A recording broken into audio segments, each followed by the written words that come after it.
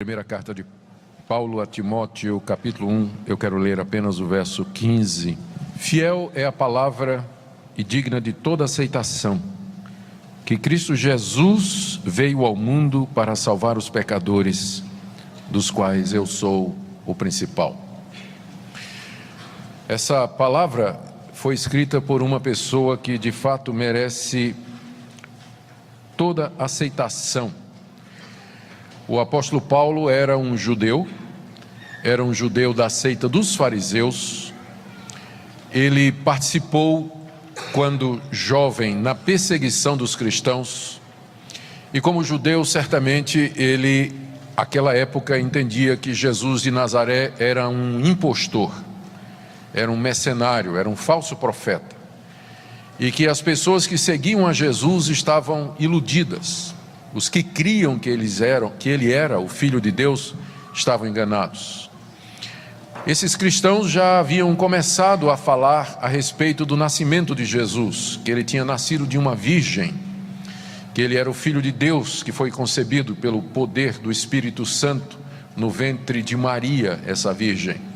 Entre os judeus circulava outra história, que esse Jesus era filho de um relacionamento ilegal de Maria com um soldado romano, e que ele tinha meio que nascido assim, fora do casamento, dessa relação pecaminosa, e que depois começaram a dar a esse Jesus o status de Deus, e inventaram essa história de que ele tinha nascido de uma virgem e sido concebido pelo Espírito Santo.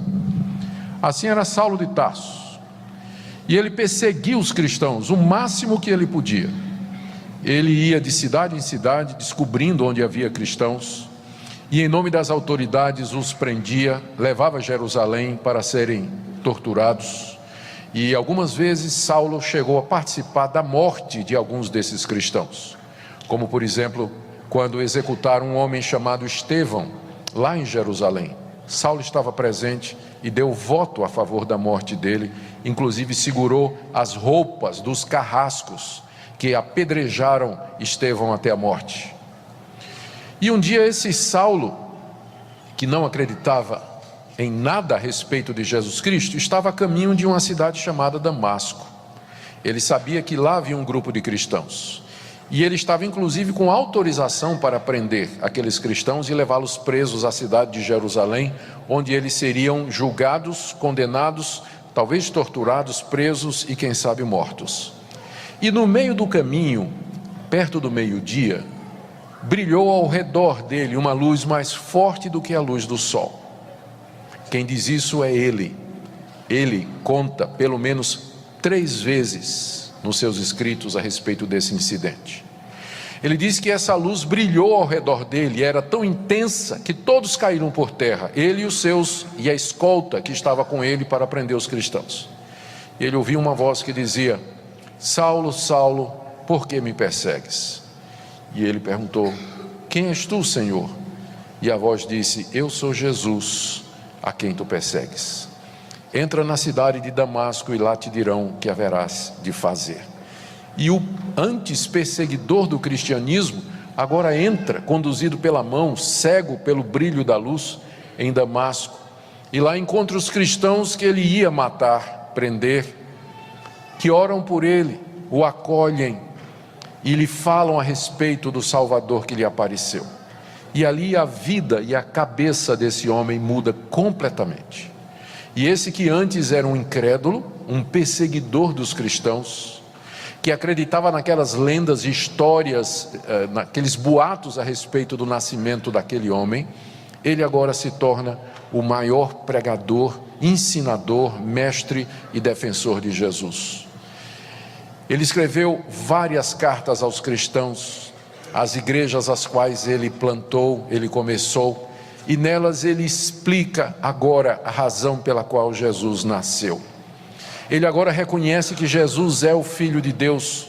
Ele sabe agora que Jesus nasceu pelo poder do Espírito Santo no ventre da Virgem Maria. E ele entende qual foi a razão pela qual Jesus veio ao mundo.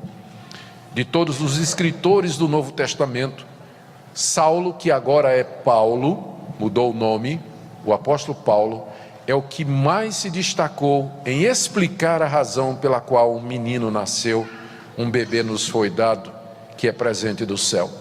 E entre as muitas passagens, textos que ele escreveu, eu destaquei esse aqui, que ele escreveu a um dos seus colaboradores, um rapaz chamado Timóteo, onde ele diz a Timóteo: Timóteo, essa palavra que eu vou dizer, ela é fiel, ou seja, é verdadeira e é digna de toda aceitação, porque eu sei do que eu estou falando.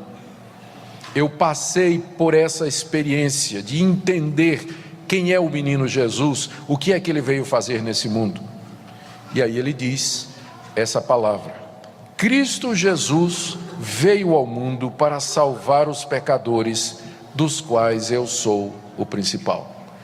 Agora, o grande perseguidor é o maior proclamador e anunciador da razão pela qual um menino nos nasceu, um bebê nos foi dado. Qual o significado do Natal? O significado do Natal é esse aqui. É isso que a Bíblia ensina do começo ao fim.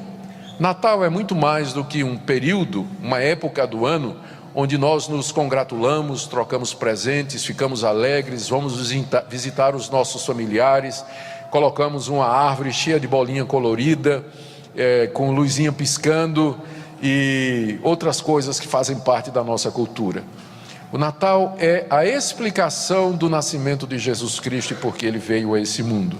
Em poucas palavras, Cristo Jesus veio ao mundo para salvar os pecadores. Ao dizer isso aqui, o apóstolo Paulo está dizendo, primeiro, que nós somos pecadores. Se não fôssemos, não havia necessidade de que Deus mandasse o seu Filho se tornar como um de nós, para nos salvar dos nossos pecados.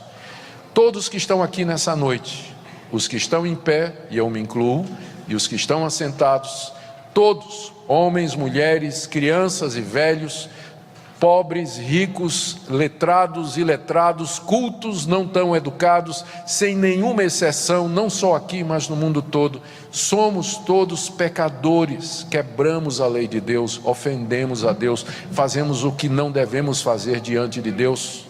E o resultado disso é que nós nos tornamos carentes de salvação. Nós precisamos quem nos livre do resultado dos nossos pecados, porque o resultado de desobedecer a Deus é o castigo e a ira e a condenação desse Deus, porque Ele é justo, Ele não pode deixar o inocente escapar, aliás, o culpado escapar. Ele não pode nos tratar como inocentes se nós o desafiamos e quebramos a sua lei e fazemos o que é errado. Exatamente porque o mundo todo é pecador e não há exceção, é que um menino nos nasceu e um bebê nos foi dado. Cristo Jesus veio ao mundo para salvar pecadores. Esse é o significado do Natal. Mas tem mais. Nós não somente somos pecadores, nós não podemos nos salvar a nós mesmos.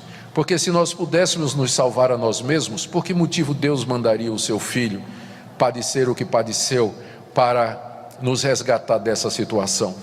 Essa é a triste realidade. Não somente nós somos culpados, mas nós somos impotentes para fazer alguma coisa com relação a esses pecados. Nós não temos nada que dar a Deus que pague a nossa alma, os nossos bens, a nossa moralidade, as nossas boas obras, as nossas boas ações. Isso não pode pagar o preço da nossa alma, que está comprometida por causa dos pecados e dos erros que nós cometemos. Por esse motivo, Deus mandou alguém puro, perfeito, sem pecado, um de nós, que nasceu entre nós como gente, cresceu, se tornou adulto e nos representando, levou sobre si na cruz o castigo que nós merecemos e sofreu a penalidade que os nossos pecados merecem. Na cruz ele experimentou a ira de Deus, bebeu até a última gota, o cálice da ira de Deus, experimentou na sua alma o inferno que nós merecemos. Esse é o significado da vinda de Jesus Cristo. Ele veio para um mundo de pecadores e pecadores que precisam de salvação. Mas quando Paulo diz que Cristo veio ao mundo para salvar os pecadores, ele acrescenta, dos quais eu sou o principal.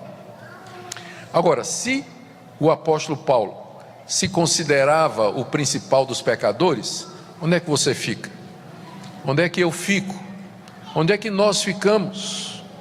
Ao dizer que Cristo Jesus veio ao mundo para salvar os pecadores, dos quais ele se considerava o principal, o apóstolo Paulo estava nos encorajando, dizendo: até um pecador como eu, que fui incrédulo, blasfemo, ofendi a Deus, matei cristãos, persegui cristãos, torturei homens e mulheres por conta do Evangelho, até a mim esse Cristo pôde salvar, quanto mais a vocês. Ou seja, não há ninguém que tenha pecado tão profundamente e de forma tão radical que esteja fora do alcance da redenção que esse Salvador veio trazer. E essa é a palavra de esperança que eu queria trazer para você nessa noite que está aqui. Eu não sei em que situação você chegou aqui nessa noite. Eu não sei que avaliação você faz de si mesmo. Talvez você pense que seja uma pessoa boa e que há gente pior do que você. Eu quero lhe dizer que aos olhos de Deus você é pecador como qualquer outro, e que você está debaixo da condenação e da ira de Deus, e que sua única esperança não é você mesmo. A salvação não pode vir de dentro de você, ela tem que vir de fora. Alguém tem que lhe salvar do castigo que você merece pelos pecados que você cometeu até o dia de hoje. E esse alguém é Jesus de Nazaré, o Filho de Deus, verdadeiro homem, que veio salvar pecadores como você e como eu, e que fez isso morrendo na cruz, derramando seu sangue precioso para nos livrar das nossas iniquidades. Eu queria que você nessa noite examinasse sua vida, e que nessa noite você entendesse o significado do nascimento de Jesus. Ele veio para esse momento, ele veio para redimir pecadores como nós. E que nessa noite você creia nele e o receba como seu Senhor e Salvador. Receba o perdão dos seus pecados, a vida eterna, para que nos dias que você ainda tem aqui nesse mundo, antes da morte, você possa viver para esse Jesus, servi-lo, anunciar o seu nome a outros pecadores que precisam da mesma salvação que você recebe pela fé nele. Nós vamos orar nesse instante, e eu queria que enquanto nós orássemos, você estivesse pensando nisso, elevando o seu coração diante de Deus como pecador, carente e necessitado dessa redenção que há em Cristo Jesus. Oremos. Ó Deus, te damos graças pelo presente dos céus. Te damos graças porque Cristo Jesus veio ao mundo para salvar pecadores. Te damos graças porque nós não precisamos ir para o inferno eterno, sofrer sem fim, sem pausa, sem término, tormentos indizíveis por causa dos nossos pecados cometidos contra ti. Te damos graças porque Jesus já experimentou isso, ele nasceu para isso, veio ao mundo para isso. Eu quero pedir, Senhor, que se há alguém aqui nessa noite que ainda não entendeu o motivo do Natal, que seu coração seja aberto, seus olhos sejam abertos, os ouvidos do seu coração sejam abertos, que a luz e a verdade possam entrar no seu coração. E aos que aqui já professam ser cristãos, dá-lhes amor, gratidão, zelo pelo Salvador, que vivam para a sua glória no tempo que ainda resta aqui nesse mundo, que vivam não segundo as paixões humanas, mas segundo o Espírito Santo que nos foi dado, para que te sirvamos aqui, ó Deus, conforme tu desejas. Te damos graças por essa noite, por amor de Jesus. Amém.